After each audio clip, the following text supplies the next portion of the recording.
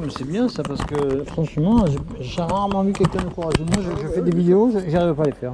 Parce que les gens, ils ont peur. Mais c'est un pays qui a peur. Ils ont peur de tout. En fait, le problème de Bardella, parce qu'ils disent, ouais, qui c'est qui va être élu après? C'est ça le problème. Parce qu'il va y avoir Mélenchon ou Bardella. Enfin, oui. Le débat, ça va être ça. Vous pensez que pour vous, Bardella, c'est bon, quoi? Bah ouais, pourquoi pas. Ah ouais. Ça fait 70 ans qu'on a toujours les mêmes. Ah ouais, c'est ça. Après, c'est pas une question de racisme. Ouais. C'est pas une question de racisme. Ouais. Parce que si on est là, c'est le gouvernement qui essaye de nous diviser. Qui essaye de nous diviser, en fait. Ah ouais. Et il y a des connards qui tombent dans le panneau. Ah d'accord. Voilà. Moi, je vous dis, j'ai grandi, je suis de la garde, je suis gardéenne, pure souche. J'ai grandi à Romain-Rolland, avec des Marocains, des Tunisiens, des Algériens, des Gitans. On allait manger les uns chez les autres. Ouais. Il y avait pas, on savait que les parents faisaient leur religion. Ils imposaient pas la religion à n'importe qui, comme ils font aujourd'hui. Ouais, c'est ça. Ouais. Des Marocains venaient manger chez moi, pourtant mon père était pied noir. Des Algériens venaient manger chez moi. Moi, j'ai grandi à Romain-Rolland-la-Garde. Pas eu de problème? J'ai jamais eu de problème question racisme. Et c'est cette nouvelle génération là en fait qui se fait monter la tête. Ouais. Et que. Qu'est-ce que vous pensez du fait que les gens ils disent qu'il y a 500 000 immigrés par an? Vous pensez que c'est pas trop? Bien sûr que c'est trop. Ouais, Bien sûr que c'est trop. Ouais. Bien sûr, on n'est pas. Après, je dis pas que. Comment je pourrais vous dire? Il y en a qui sont menacés de mort chez eux, dans leur pays. Ça, c'est autre chose. Ouais, c'est ça. Moi, ces gens-là, je les accepte. Mais vous avez des filières d'immigrés, d'immigrés clandestins, où ils s'infiltrent des terroristes, style le Bataclan, Charlie Hebdo. Ils viennent ici mais le problème qu'il y a, c'est que les Français ferment les yeux. Non, c'est pas vrai. Comment ça, c'est pas vrai? Si, c'est vrai. vrai. On est en insécurité en France. C'est ça. On est en insécurité. On ne peut pas. Encore à la garde, ça va. Mais... Moi, je travaille, monsieur. Je touche pratiquement 4 000 € entre moi et ma femme. Je me lève tous les jours à 4 h du matin. Je travaille jusqu'à 14 h. Je paye mes impôts. Quand vous voyez que nous, on est obligé de se payer la mutuelle, on est obligé de se payer les machins. Alors, eux, ils arrivent. Appartement, aide médicale gratuite. C'est ça. Et ils touchent le RSA. Moi, ma fille, elle a 25 ans, elle touche rien. Elle a le droit à rien. C'est un truc de dingue. Elle est bachelière, elle a son permis, elle a le droit à rien. C'est ça. C'est un truc de fou. Mais après, c'est pas une question de racisme, pas que pour les musulmans. Je parle de tous les immigrés. De tous les immigrés du monde, je parle. Bien souvent, c'est musulmans. Parce que tout le monde dit les musulmans, mais il n'y a pas que les musulmans. Il n'y a pas que les musulmans. Pakistanais. Il y a tout, il y a toutes les races, tous les Japonais, les Chinois, il y a des clandos de partout. Mais les Japonais, les Chinois, le problème qu'il y a, c'est qu'on ne les entend pas, ils font pas de bordel. Ils font pas de bordel. Ils nous imposent pas quoi que ce soit. Ils sont restés tranquilles chez eux, discrets. Tout ça. Moi, quand je dis, quand on va par exemple dans un pays musulman, le Maroc, la Tunisie, l'Algérie, qui sont en plein ramadan, moi je respecte le ramadan. Je ne vais pas me promener dans la rue avec une canette ou un sandwich, alors que je sais que ces gens-là font le ramadan, ils se prient jusqu'au soir. Donc je vais respecter. Eux, ils respectent quoi? Eux, ils essayent de nous faire respecter leurs lois, eux. Voilà, non. Mais en fait, c'est pas ça. Ça. Mais en fait, moi je vous dis, je discute avec les musulmans, les anciens, les Hajj. Si les gens m'écoutent, ils savent ce que c'est un Hajj. Ils me disent, mais on sait plus. On sait plus. Il a dit, on sait plus. C'est fou ça. Voilà. Mon frère est allé au Maroc. Pour vous dire qu'on n'est pas raciste. Mon frère est allé au Maroc. Il a été hébergé chez les Marocains. Le patriarche lui a dit à mon frère, mais tes Arabes, garde-les. On les veut pas ici. Parce que c'est pas de bons musulmans en fait.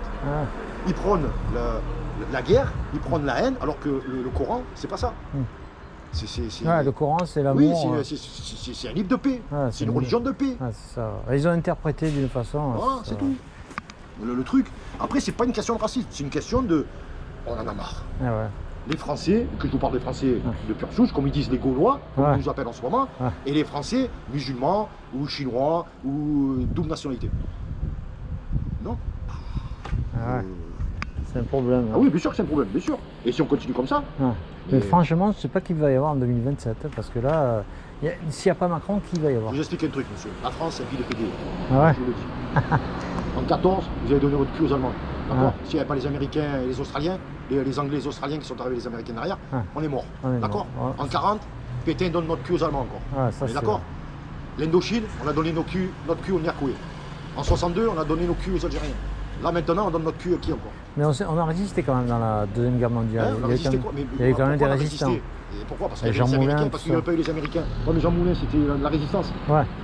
Il y en a quand même qui se sont battus. Oui, bien sûr, après, moi je suis à fond dans l'histoire. Mais je vous dis, la France c'est un pays de PD. Ah ouais. Quand vous voyez que vous êtes dans qu'ils votre sont faibles. Bien sûr qu'on est faible, bien sûr, c'est la peur. C'est la peur. Toujours été faible. C'est la peur.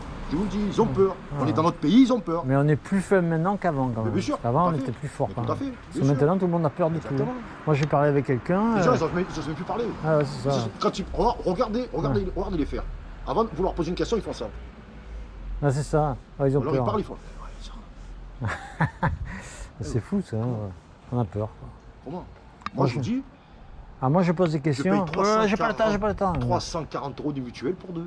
Ah ouais. 340 balles du mutuel pour deux. Putain. Je disais au collègue tout à l'heure. L'autre il a la CMU, il a tout là. Entre mon loyer, les assurances voiture, maison et scooter. Ah c'est horrible. Et ma mutuelle, je suis à 1300 €. Waouh.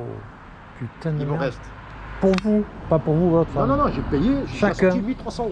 Oh, rien qu'en payant, c'est 3 factures. Après, il me reste. J'ai la box, j'ai Canal+, j'ai les téléphones, j'ai l'essence dans la voiture, j'ai tout.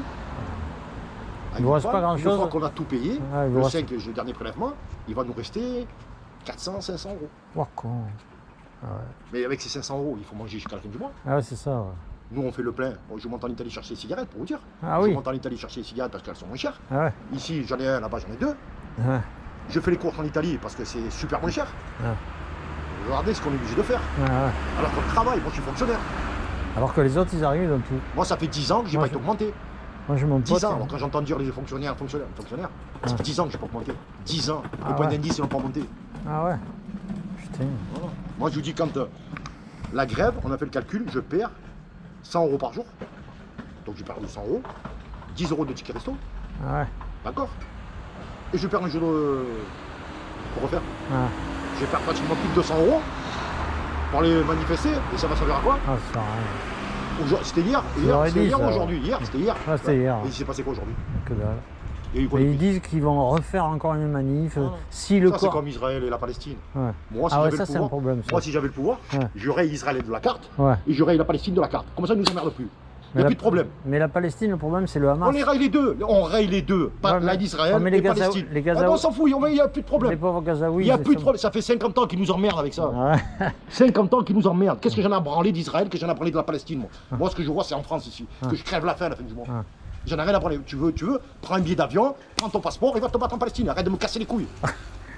Voilà, moi je vous dis, si j'avais le pouvoir, j'aurais Israël de la carte. Et je dis Israël en premier pour pas qu'on dise je suis raciste. Et j'aurais la Palestine de la carte. Au moins comme ça, il n'y a plus un problème. Il n'y a plus de soucis. Mais on ne peut pas le faire, ça. Parce qu'ils sont avec les Américains. Et si jamais vous touchez Israël, oh là là, il y a Trump qui se met au milieu. Et après, c'est la guerre. Il y en a marre, il y en a marre. L'autre, cette année, ça fait 70 ans qu'on a les mêmes. L'autre, il vient Bayrou, il me met le corps nu. C'est le même. Et le mec, il était ministre des armées, ils sont devenus premier ministre. Et il dit jusqu'à quand tu vas nous la mettre à l'envers? Jusqu'à quand?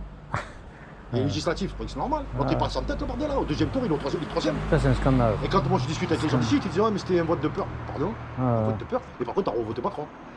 Et maintenant, tu pleures. Alors, ferme ta gueule. Ferme ta gueule. Non, mais là, ils l'ont fait fermer sa gueule. Ils ont dit maintenant. En plus, ils ont fait passer LFI pour faire barrage. Ça, c'est un scandale. C'est Attal. C'est comme ça, regardez. C'est Attal. Pourquoi tu as besoin de sortir des casseroles à une autre partie pour pouvoir prendre le pouvoir? Ça, c'est dégueulasse. Bats-toi comme un homme, avec tes couilles. Mais ils ont pas ça. Va faire des meetings. Il n'y a pas de Gaulle. Rassemble les Français. Là, tu passes pourquoi? Parce qu'il est inéligible, le mec. Parce qu'il est inéligible. T'es obligé de faire ça pour pouvoir passer au pouvoir. Mais t'es sérieux? Montre ce que tu vaux. Moi, un mec qui fait ça, qui passe au pouvoir, je ne vote pas pour lui. Parce que moi, je dis, il est là. Pourquoi il est là? Parce qu'il a balancé lui. Parce qu'il a balancé lui. Il va pas proposer son programme. C'est ça. Il m'a juste dit, lui, c'est un escroc, il a pris ça, il a pris ci. J'en ai rien à branler, moi. J'en ai rien à branler. Moi, montre-moi ce que tu veux.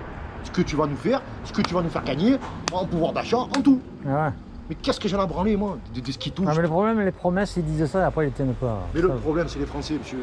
C'est les Français, ils sont tous en train de râler. Moi, ils votent toujours les mêmes. C'est ça. Ils votent toujours les mêmes, depuis Mitterrand. Alors, ils votent pas, ils râlent quand même. Mais c'est comme, c'est tous ces mecs qui font les machins pour la Palestine et tout. Il n'y a que des Français, comment voulez-vous qu'on s'en sorte? Il n'y a que des Français, vous croyez que c'est normal? L'autre, elle est rentrée dans l'église, a crié Free Palestine, en pleine messe, une française, une catholique. Le mec, il s'est levé du banc, et si le curisme est revenu, il la tue. Il la tue. Il dit à quelle heure, nous, on rentre dans les mosquées, on crie, il dit, mais vous êtes malades en fait. Il a dit, oh, c'est un lieu de culte ici. Vous respectez en plus des Françaises, deux vieilles, de 60 balais. Carrément. J'étais à Toulon l'année dernière. pendant les chalets de Noël. Avec ma femme, on était sur la place de la Liberté et il y a un petit kiosque où il fait des sandwichs super bons. Et là, j'étais avec ma femme en train de manger. Du coup, je dis, qu'est-ce que c'est tout ça? C'est quoi ce bordel là?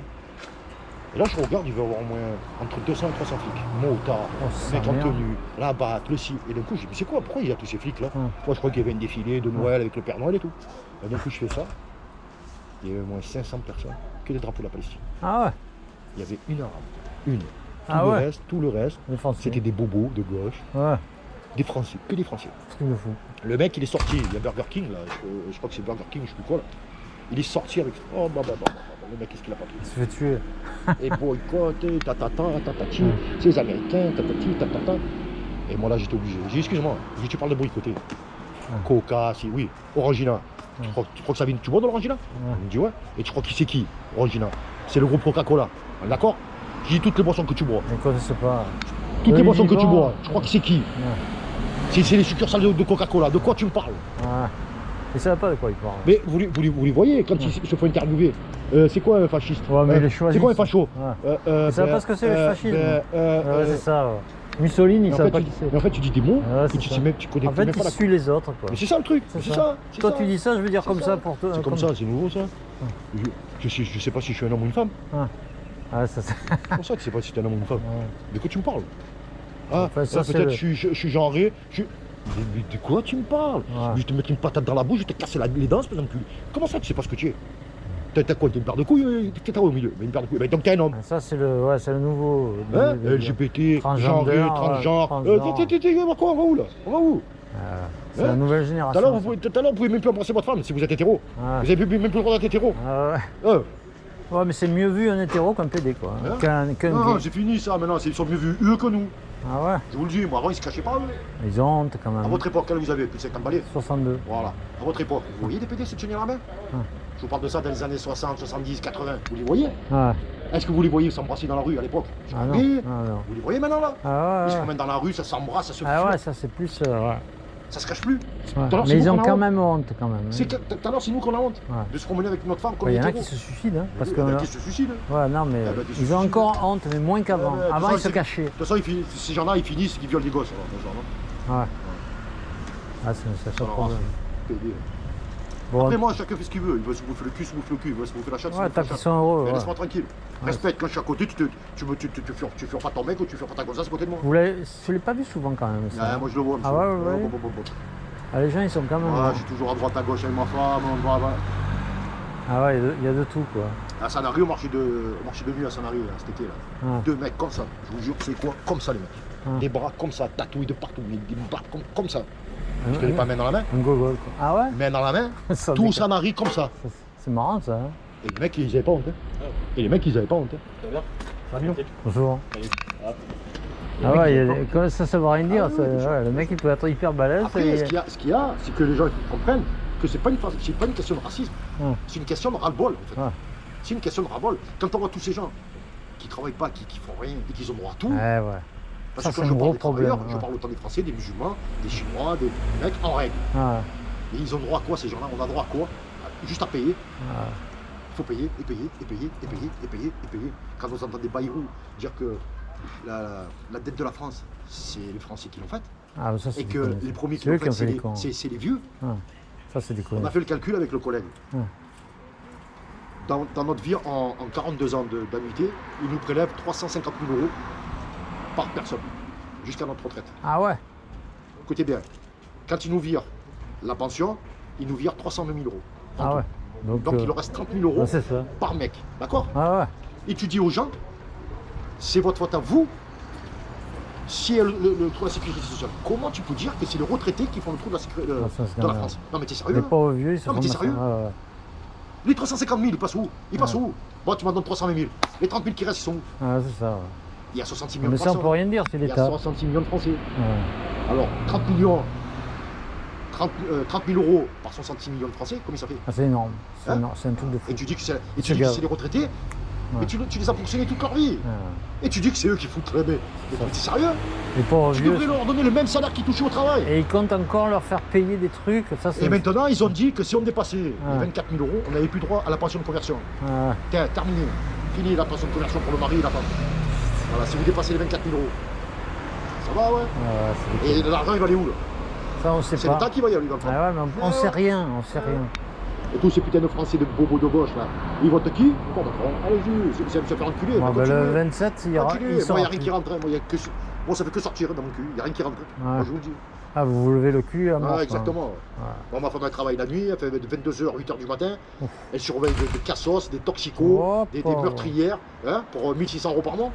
Elle travaille un week-end sur 2. Ça tue. Hein? Attends. Et moi, je travaille du lundi au vendredi, voire le samedi jusqu'au samedi. Je commence à 4h du matin, je me lève à 3h tous les jours. Il vaut pas mieux laisser tomber, se mettre au RSA et gagner. Bien sûr, ma femme, je lui ai dit. Parce que là, elle se tue. J'ai dit, tu rigoles quoi? Regardez, ma fille, moi, 25 ans, elle a droit à rien. 24 ans, là, elle a droit à rien. Elle a droit à rien. J'en connais qui fument le cannabis et se prennent 1500 € par mois. C'est un truc de fou, ça. Ça, c'est absurde, ça. Et vous payez pour eux, quoi. C'est ça le truc. Et tous les Français payent pour eux.